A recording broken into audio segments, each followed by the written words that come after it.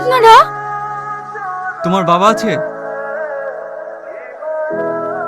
আলম সাহেব, বাইরে আসুন। স্যার, আপনারা? আপনি আলম তো? হ্যাঁ স্যার। আপনার নামে ওয়ারেন্ট আছে, থানায় চলুন। মানে স্যার, থানায় চলুন, ওখানে গিয়ে কথা হবে। না স্যার, আমার বাবাকে নিয়ে যাবেন না।